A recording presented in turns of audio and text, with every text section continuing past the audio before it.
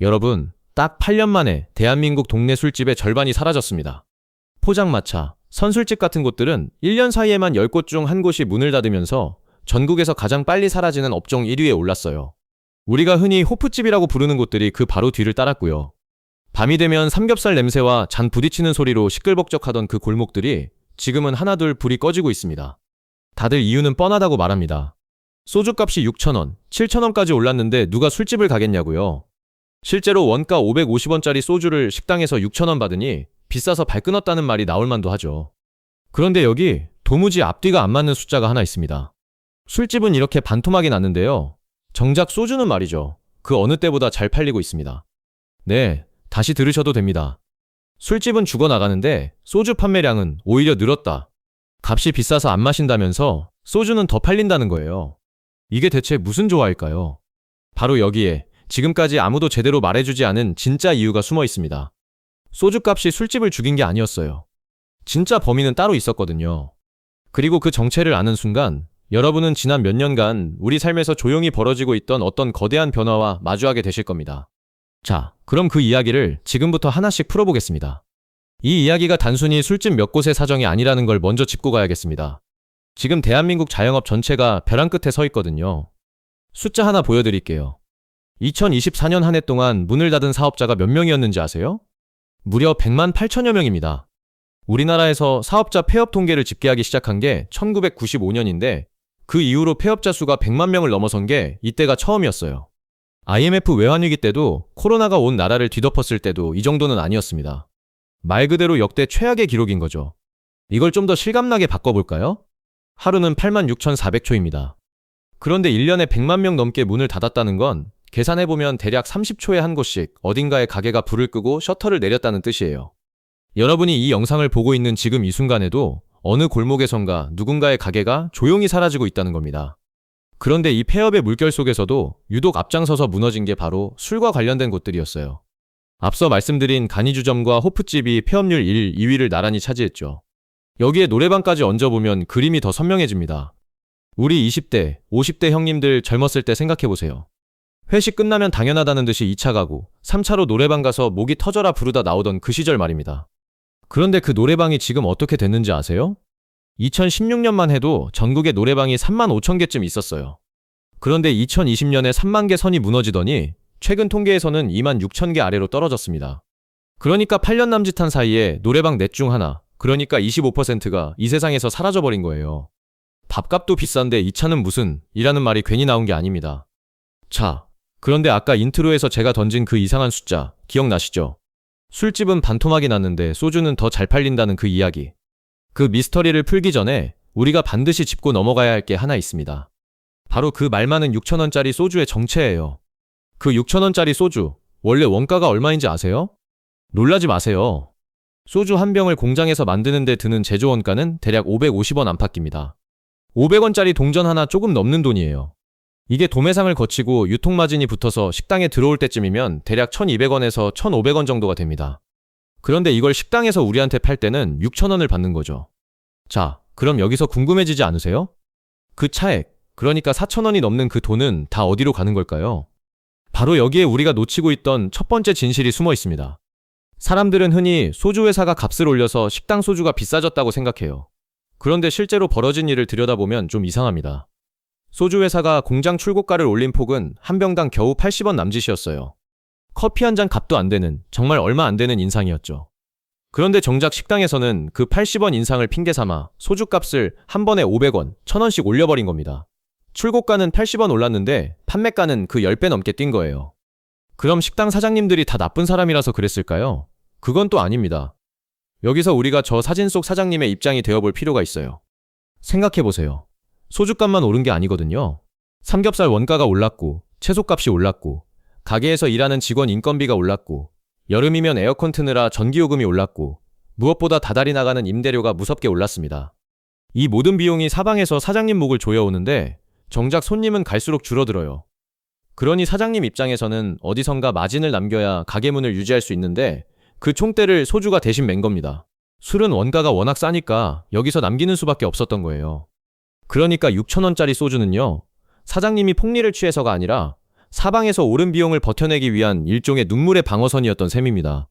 손님도 억울하고 사장님도 억울한 참 씁쓸한 가격표였던 거죠. 그런데 말입니다.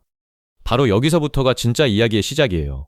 만약 술집이 망한 이유가 정말로 소주값이 6,000원이라 사람들이 비싸서 안 마셔서 라면 소주 판매량도 당연히 뚝 떨어졌어야 맞잖아요. 값이 비싸면 안 사 먹는 게 상식이니까요. 그런데 앞에서 제가 뭐라고 말씀드렸죠? 술집은 반토막이 났는데 소주는 오히려 더 많이 팔리고 있다고 했습니다. 이게 바로 이 모든 미스테리의 핵심 열쇠예요. 도대체 사람들은 술집에는 안 가면서 소주는 어디서 그렇게들 마시고 있는 걸까요? 6,000원이 비싸서 발을 끊었다는 사람들이 그럼 대체 어디서 술잔을 기울이고 있는 걸까요? 이 질문의 답을 아는 순간 여러분은 지난 몇 년간 우리 사회에서 조용히 그러나 아주 거대하게 벌어지고 있던 어떤 변화의 정체를 마주하게 되실 겁니다. 그건 단순히 술집 하나가 망하고 흥하는 문제가 아니었어요. 우리가 살아가는 방식 자체가, 우리가 저녁을 보내는 풍경 자체가 통째로 바뀌고 있었던 거거든요. 자, 앞에서 우리가 던진 질문을 다시 떠올려 볼게요. 술집은 반토막이 났는데 소주는 왜 더 많이 팔릴까? 사람들은 대체 어디서 그 소주를 마시고 있는 걸까? 답을 말씀드리기 전에 먼저 숫자부터 하나 보여드리겠습니다. 이 숫자를 보시면 아마 이게 진짜야? 하실 거예요. 편의점 GS25의 소주 매출 증가율을 한번 볼까요? 2023년에 6.3% 늘었고 2024년에는 7.0% 늘었어요. 그런데 2025년에는 무려 14.3%나 뛰었습니다. 한 해 사이에 소주 판매가 2배 가까운 속도로 늘어난 거예요. 편의점뿐만이 아닙니다. 대형마트인 롯데마트도 2024년, 2025년 연달아 소주 매출이 4.4%씩 늘었어요. 술집에서는 소주가 안 팔려서 사장님들이 울상인데 편의점과 마트에서는 소주가 없어서 못 팔 지경인 겁니다. 이제 그림이 조금 보이시나요? 그렇습니다. 사람들이 술을 안 마시게 된 게 아니었어요. 술을 마시는 장소가 바뀐 겁니다. 소주 업계에서는 이걸 두고 유흥용과 가정용이라는 말로 구분해요. 말이 좀 어렵죠? 쉽게 풀어드릴게요. 유흥용은 식당이나 술집, 그러니까 밖에서 마시는 술이고요. 가정용은 편의점이나 마트에서 사다가 집에서 마시는 술입니다. 자, 그럼 이 둘의 운명이 요즘 어떻게 갈리고 있는지 볼까요? 우리나라 소주 시장의 양대 산맥이죠. 하이트진로를 예로 들어보겠습니다. 코로나가 오기 전인 2019년만 해도 하이트진로 소주 매출은 밖에서 마시는 유흥용이 55%, 집에서 마시는 가정용이 45%였어요. 그러니까 그때만 해도 술은 당연히 나가서 마시는 것이었던 거죠. 그런데 코로나가 터지면서 사람들이 집에 갇히니까 2021년에는 이게 완전히 뒤집혀서 유흥용 44%, 가정용 56%가 됐습니다. 여기까지는 코로나 때문에 그랬겠지 하고 이해가 가요. 그런데 진짜 놀라운 건 그 다음입니다. 코로나가 끝나고 세상이 다시 열렸잖아요. 상식적으로라면 사람들이 다시 우르르 술집으로 몰려나가서 옛날처럼 유흥용이 압도적으로 늘어났어야 맞겠죠. 그런데 안 그랬어요. 코로나가 끝난 뒤에도 그 비율은 유흥용 51%, 가정용 49% 정도에서 아슬아슬하게 균형만 맞추고 있습니다. 코로나 이전처럼 술은 무조건 밖에서 하던 시절로는 끝내 돌아가지 못한 거예요. 롯데칠성도 마찬가지입니다. 집에서 마시는 가정용 소주 매출은 2021년 1,680억 원에서 꾸준히 늘어서 2025년에는 1,832억 원이 됐어요. 그런데 밖에서 마시는 유흥용 매출은 오히려 뒷걸음질 쳐서 줄어들었습니다. 자, 그러니까 이제 우리가 처음에 봤던 그 사진이 완전히 다르게 보이기 시작하지 않으세요? 텅 빈 술집에 홀로 앉은 사장님, 그리고 창밖을 가득 메운 사람들. 그 창밖의 사람들이 술을 안 마시는 게 아니었어요. 그들은 편의점에 들러 소주 한 병, 맥주 몇 캔을 봉지에 담아 들고 각자의 집으로 향하고 있었던 겁니다. 사장님의 술집을 그냥 지나쳐서요. 그럼 이제 진짜 핵심 질문으로 들어가 볼게요. 도대체 왜 사람들은 술집을 지나쳐서 집으로 향하게 된 걸까요? 값이 싸서요? 물론 그것도 있습니다. 식당에서 6,000원 하는 소주가 편의점에서는 2,000원이 채 안 되니까요. 하지만 단순히 돈 문제였다면 이야기가 이렇게까지 극적으로 바뀌진 않았을 거예요. 진짜 이유는 훨씬 더 깊은 곳에 있습니다. 우리 삶의 방식이 근본부터 바뀐 거거든요. 그 첫 번째 변화는 바로 회식의 종말입니다. 우리 20대, 50대 형님들은 아마 가슴이 뜨끔하실 거예요. 예전엔 회식이 곧 업무의 연장이었잖아요. 부장님이 야, 오늘 한잔 어때? 하면 그건 사실상 명령이었고 1차 삼겹살에 소주, 2차 호프집에서 맥주, 3차 노래방까지 도장 깨듯 도는 게 당연한 코스였죠. 그렇게 부어라 마셔라 하면서 정도 쌓고 승진 이야기도 오가고 그랬습니다. 그런데 지금 젊은 세대에게 그 회식 문화는요, 거의 사라졌다고 봐도 무방합니다. 한 조사에서는 저녁 회식은 6개월에 한 번 할까 말까 라는 얘기가 나올 정도예요.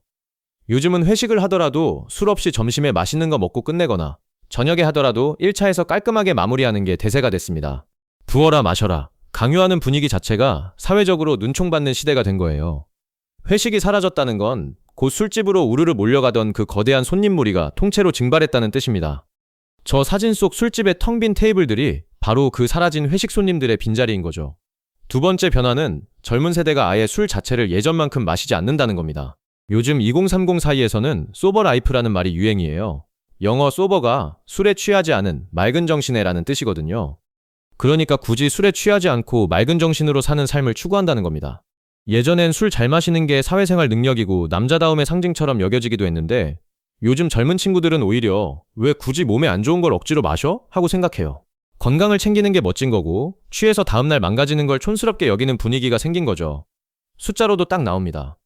우리나라 국민 1인당 술 소비량이 2015년에는 8.4리터였는데 2023년에는 6.9리터로 줄었어요. 약 18%가 빠진 겁니다. 국내 주류 출고량, 그러니까 공장에서 나오는 술의 전체 양도 2024년에 통계를 집계하기 시작한 2006년 이후로 가장 낮은 수준까지 떨어졌습니다. 그러니까 나라 전체가 술을 덜 마시는 쪽으로 서서히 방향을 틀고 있는 거예요.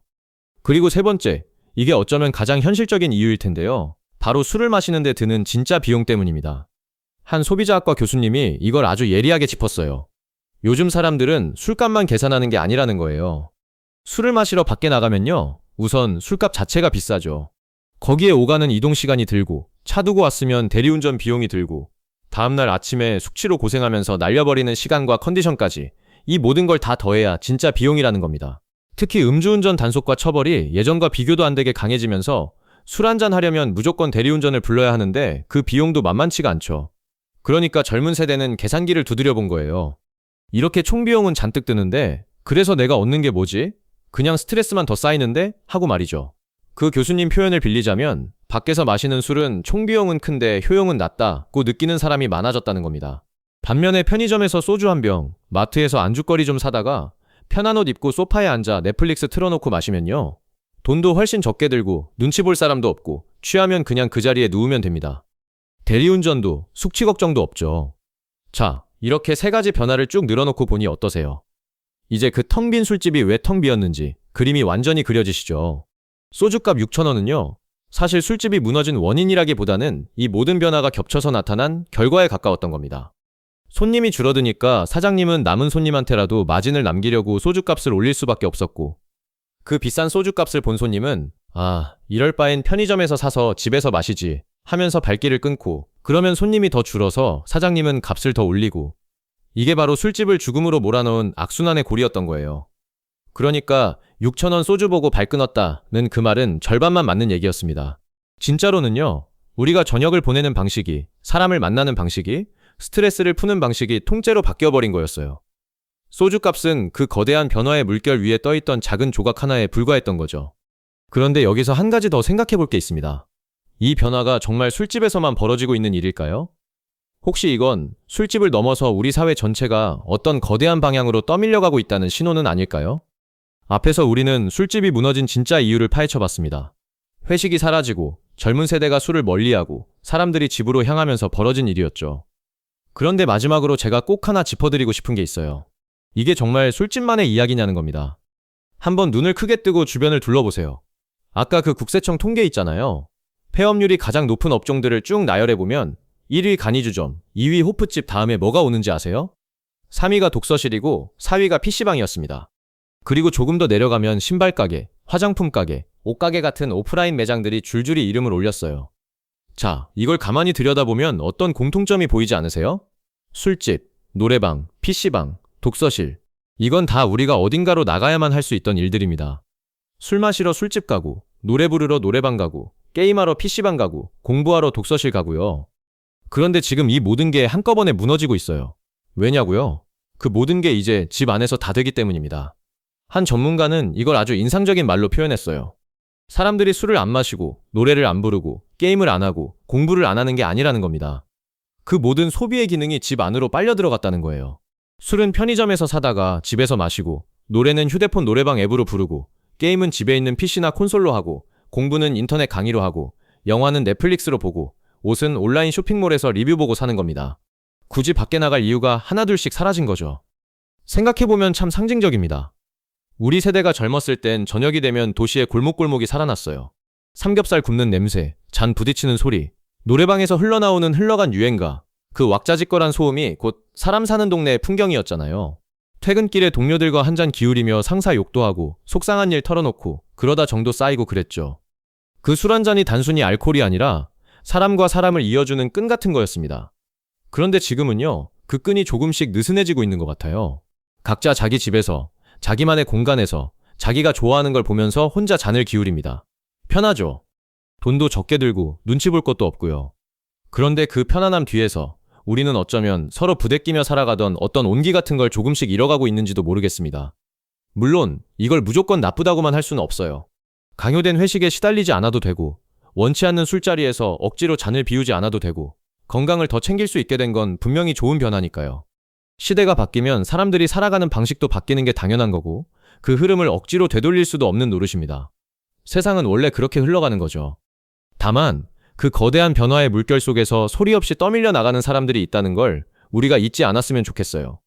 저 사진 속 사장님처럼 말입니다. 그분에게 저 술집은 단순한 가게가 아니었을 거예요. 평생을 바친 삶의 터전이었고, 가족의 생계였고, 수많은 손님들과 정을 나눈 추억의 공간이었겠죠. 한때는 저 테이블마다 손님이 가득 차서 주문 받으랴 안주 나르랴 정신없이 바쁜 게 오히려 행복이었던 시절도 있었을 겁니다. 그런데 이제 그분은 손님 대신 텅 빈 의자를 마주하고 앉아 창밖으로 무심히 지나가는 사람들을 바라봅니다. 저 사람들 중 단 한 명만이라도 문을 열고 들어와 준다면 얼마나 좋을까 하는 마음으로요. 그 사장님의 한숨 속에는 6,000원짜리 소주값으로는 다 설명할 수 없는 한 시대가 저물어가는 쓸쓸함이 담겨 있는 겁니다. 우리가 오늘 이야기한 술집의 몰락은요, 결국 어느 한 사람의 잘못도 어느 한 가지 원인 탓도 아니었습니다. 소주 회사가 나빠서도 아니고, 식당 사장님이 욕심을 부려서도 아니고, 젊은 세대가 정이 없어서도 아니에요. 그저 우리 모두가 함께 만들어가고 있는 거대한 시대의 변화, 그 흐름이 만들어낸 자연스러운 풍경일 뿐입니다. 다만 그 풍경이 누군가에겐 새로운 편리함이고 또 누군가에겐 평생 일군 터전을 잃는 아픔이라는 게 참 마음 한구석을 씁쓸하게 만드는 대목이죠. 그러니 오늘 저녁 혹시 퇴근길에 오랜만에 불 켜진 동네 술집이 눈에 들어온다면요, 한 번쯤 문을 열고 들어가 보시는 건 어떨까요? 소주 한 병, 안주 하나 시켜놓고 사장님과 이런저런 이야기 나누다 보면 잊고 있던 그 왁자지껄한 저녁의 온기를 다시 만날 수 있을지도 모르니까요. 물론 무리하지 않는 선에서 건강하게 즐기시는 게 제일이겠지만 말입니다. 긴 이야기 여기까지 끝까지 함께 해주셔서 정말 감사합니다. 오늘 이 이야기가 여러분께 그저 술집 하나가 망한 사연이 아니라 우리가 살아가는 시대를 한 번쯤 곱씹어보는 작은 계기가 되었기를 바랍니다. 여러분의 오늘 저녁은 부디 따뜻하고 좋은 사람들과 함께이기를 바라겠습니다. 다음 이야기에서 또 만나요. 고맙습니다.